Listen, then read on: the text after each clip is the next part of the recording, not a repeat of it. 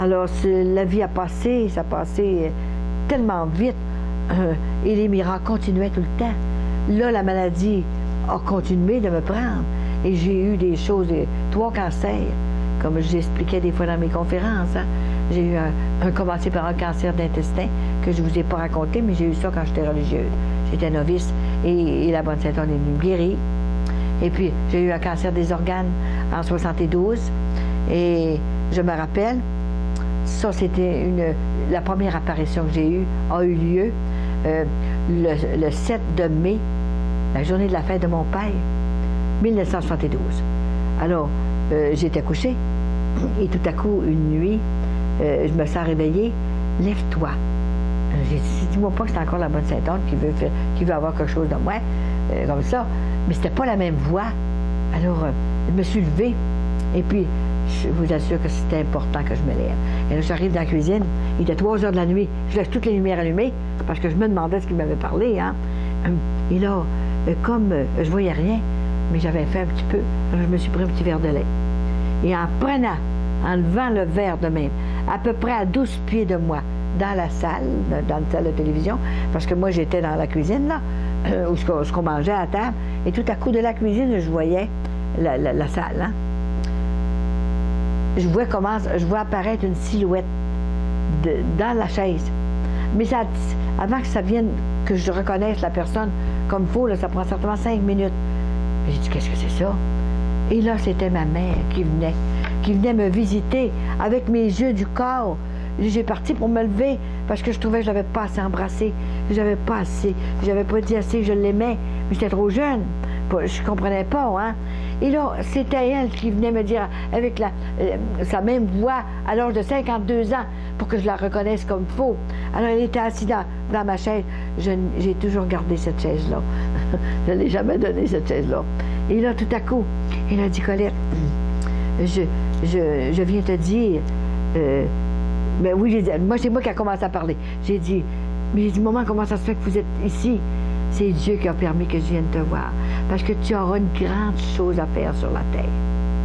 Comme ça, elle ne me l'a pas dit. Une grande chose à faire sur la terre. Elle a dit, Colette, demande-moi 3 grâces. Puis tu vas les avoir toutes les 3.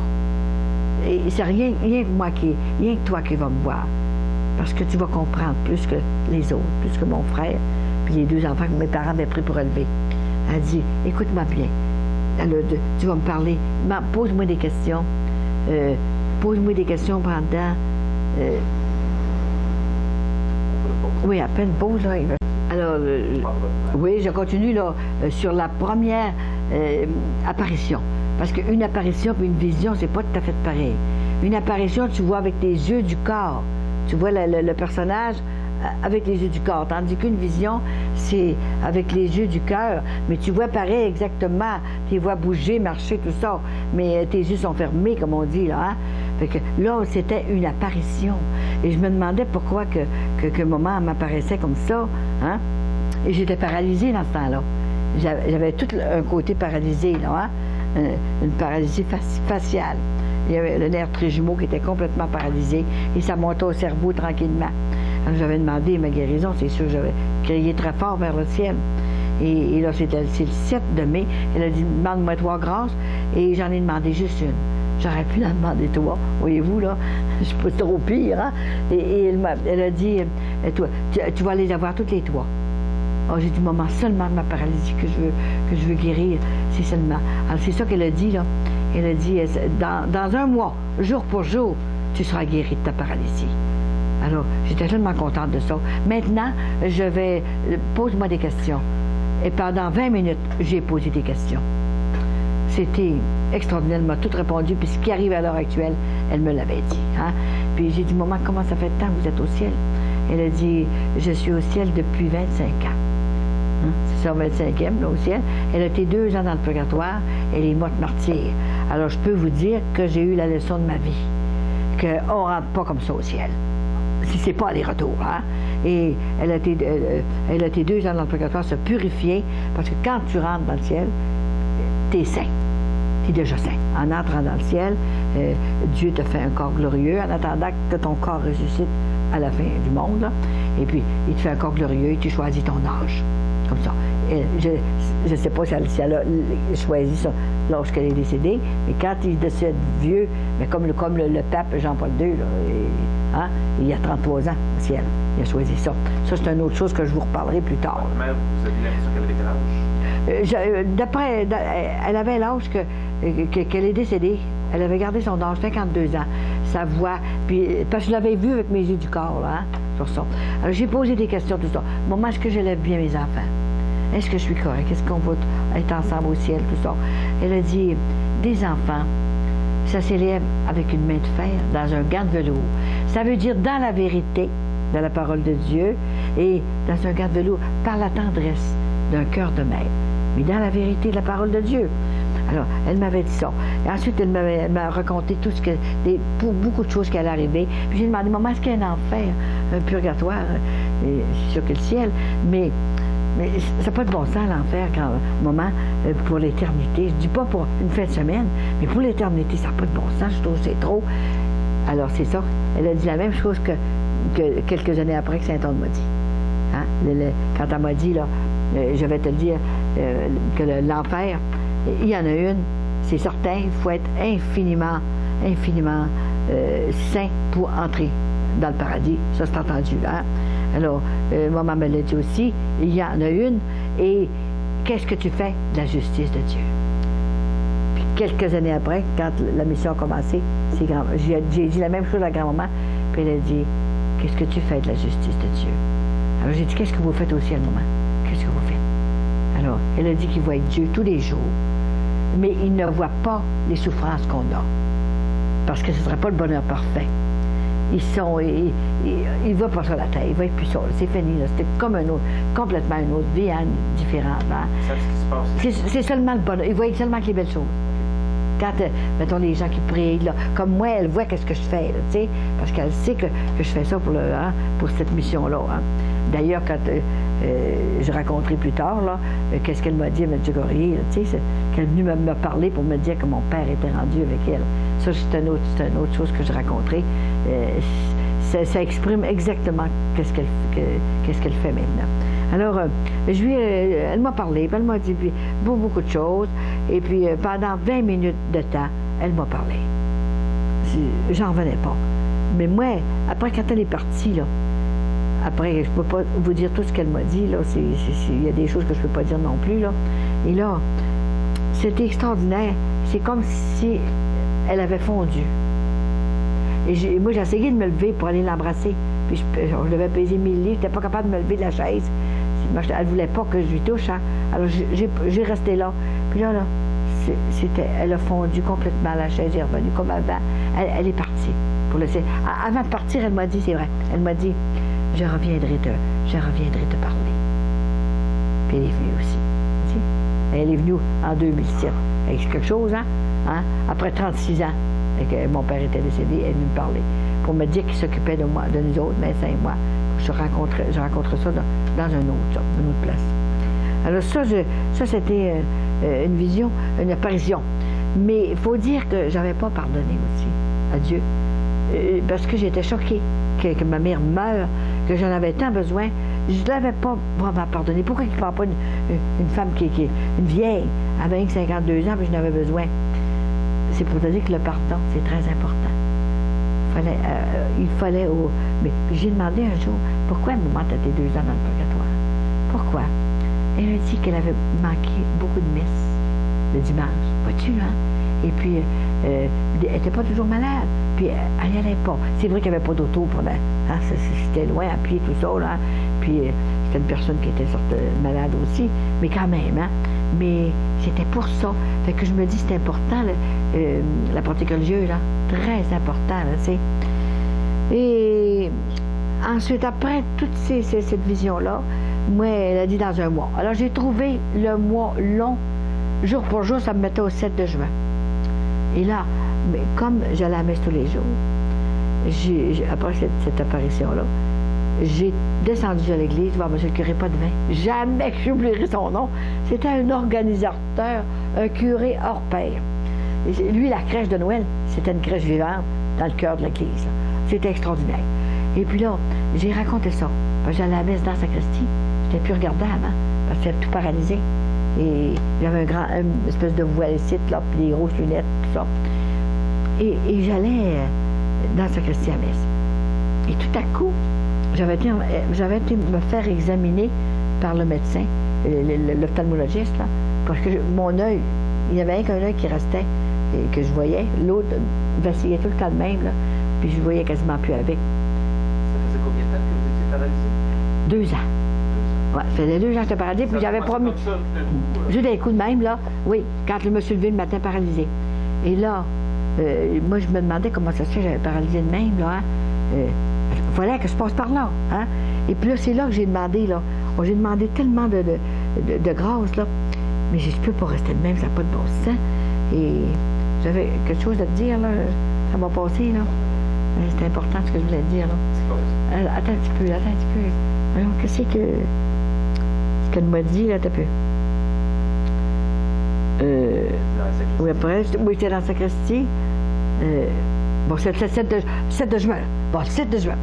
Là, je m'en vais, comme d'habitude, à la messe. J'étais avec mon Claude, là, justement, à la messe, puis j'étais paralysée encore. Mais j'avais fait une promesse à la Bonne Sainte-Anne, une grosse promesse. J'ai dit, Bonne Sainte-Anne, si tu me guéris, là, ben, je travaillerai pour toi le restant de mes jours. Mais je ne savais pas ce que je disais. Quand tu es paralysé, tu ne sais pas ce que tu dis. Hein? Puis voyez-vous, elle m'a pris au mot, parce qu'un mois après, malgré l'avertissement que ma mère m'avait dit, hein, je m'en vais un mois, jour pour jour. Je vais à l'église. Je dis, monsieur le curé, dans la sacristie, j'ai dit, vous savez, là, j'ai eu un moment, là, il savait, j'étais allée dans le mois, puis c'est le 7 de juin. Il a dit, dans un mois, jour pour jour, que je serais guérie. Puis j'avais demandé si mon père était au ciel, puis il n'était pas là, il n'était pas purifié. Je lui parlais 20 minutes de temps. Puis là, imagine-toi que M. le curé dit, écoutez, il dit, ça peut bien être vrai, mais c'est pas marqué dans votre visage, vous avez vu votre mère, là. Hein? Puis vous n'êtes pas encore guéri, c'est le 7. Oui, mais j'ai dit, écoutez, c'est le 7 jusqu'à minuit. Mais il dit, t'as bien la foi, toi.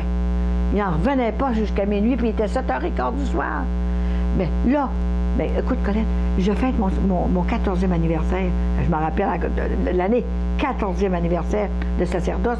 Puis je vais te mettre sur la platine. Puis, si c'est vrai que tu as vu ta mère, là, mais tu vas guérir. Là, je vais le voir, si c'est vrai. Et puis, tout mon monde est là. Moi, là, j'ai la visite, tout ça, là. Puis, va-t'en dans l'église ce soir. Dans l'église. Mets-toi dans un petit coin si tu veux pas que le monde te voie. Alors, je me mis dans un petit coin. Jamais que j'oublierais ça, là. Comme ça. Et je m'étais mis là, moi. Le banc, j'ai été le voir, le banc, un jour, quand j'ai parlé dans mon église. J'ai parlé de l'église que j'ai été guérie. J'ai été parlé, j'ai été reçue là. Jamais que j'oublierais ça. Et là, c'était la communion. Alors, sa visite, ils vont communier, tout ça. Moi, j'arrive en arrière, tout ça. J'avais comme une espèce de fichu à la tête, là. Et là, je vais communier. Et j'arrive dans mon banc. Et tout à coup, je sens une douleur à partir ici de la tête, là, dans le dos, partout. Mais j'ai dit, qu'est-ce que j'ai là? Et tout à coup, d'un coup sec, là, tout mon bras tombe de même. Et mon œil rouvre. J'étais comme ça, mais en plus jeune, c'est sûr, j'avais 42 ans, alors j'étais en plus jeune. Et là, je voyais très bien, je n'ai pas eu connaissance. Et c'est mon fils, mon Claude, qui avait 13 ans. Il dit, maman, ton œil, maman, tes bras sont corrects. Puis mon œil tout. Puis je voyais le crucifix en haut, l'hôtel. Là, j'étais tellement énervée. Après la messe, j'ai dit, on s'en va que l'auto. Je cherche l'auto, je ne savais plus ce qu'était l'auto sur le stationnement. Là, j'ai venu à bout de le trouver. Et puis là, j'ai dit, on va aller voir papa. Et Claude, il dit, on va aller le dire ça à papa. Le restaurant, t'as affaire. Non, on peut dire ça à ton père. Je vais me frapper, là, je suis trop énervée, là. Regarde comment je suis bien. Puis là, il était ému cet enfant-là aussi, tu sais. Fait qu'on s'est en allé. On n'a pas arrêté au restaurant. Rendu chez nous, j'ai appelé Vincent, j'ai dit, Vincent, grand-maman, la bonne Sainte-Anne m'a guéri, viens voir, je suis très bien. Il vient voir, j'étais comme ça. C'était extraordinaire. Mais il faisait tous ces miracles-là, le ciel faisait tout ça, parce que c'est Jésus qui fait les miracles. Hein? Elle est à côté, c'est facile pour elle d'intercéder pour nous autres. Mais il fallait que ça passe par là pour que je puisse le raconter plus tard.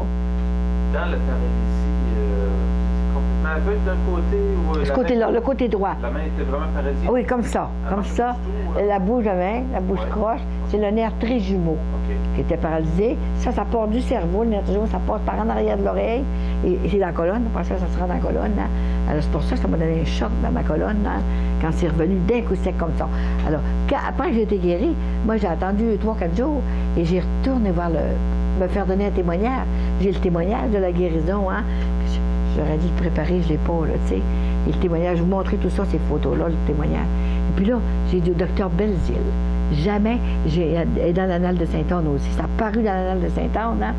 Et puis, j'ai été le voir, j'ai cherché mes lunettes.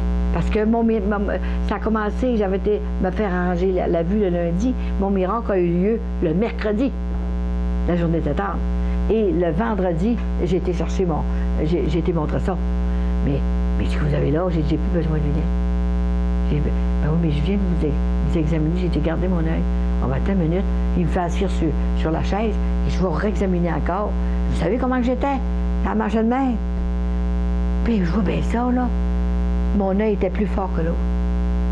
Puis il est encore plus fort que l'autre. Vois-tu, là?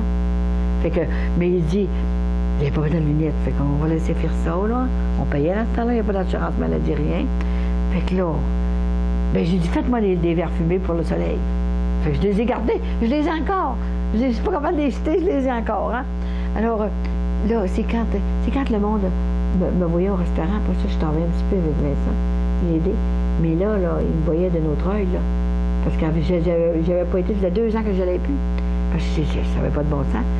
Une guérison, il y en a qui venaient me voir, puis voulaient avoir toutes sortes de faveurs. Mais comment? Mais c'est vrai, c'est une guérison, ça. Elle a fait des guérisons tout le temps de même. Et ça a continué dans tout mon corps. Tout. Il fallait qu'elle fasse ça. Là, j'ai tombé avec un cancer. Après ça, là, j'ai tombé avec un cancer des organes. Tout était fini. Et ça saignait. Et là, il n'y avait plus d'opération à faire. Le docteur, il dit, vous n'avez plus quelques mois à vivre. Là, j'ai dit, je peux pas me laisser 5 enfants, Vincent. 5 jeunes enfants. Je pense que le bébé avait 4 ans. Et j'ai dit, ça n'a pas de bon sens, pas de Sainte-Anne. Viens m'opérer, comme tu as fait à ma petite fille. Viens m'opérer. Et là, c'était pas longtemps après, c'est là qu'elle est venue m'opérer. Dans ma chambre. Là, je ne l'ai pas vue encore, je ne la voyais pas encore, là. Mais je la sentais. Et puis, là, elle m'a donné 2 transfusions de sang. J'avais plus de sang, je ne marchais plus. Et là, j'ai senti le sang dans mes veines. Je suis sûre qu'elle a mis un peu de sang précieux de Jésus dans mes veines. Et puis, là, c'était extraordinaire. Je me suis endormie. Puis quand je me suis réveillée, j'ai réveillé Vincent. Puis j'ai dit, Vincent, j'ai dit, gars, j'ai plus rien. J'ai plus de bois, je n'avais plus rien. Et j'ai dit, la bonne Sainte-Anne est venue m'opérer. Et il s'est levé, hein. Mais c'est bien vrai. C'est mon premier témoin, en fait, content. Il a vu toutes les guérisons que j'ai eues. J'aimerais ça qu'on puisse le faire venir, qu'il puisse incorporer son témoignage au travers du oui, processus. Oui. Je vais faire une petite pause. Oui. Parce que, Oui. du tout, ça l'en va. Oui.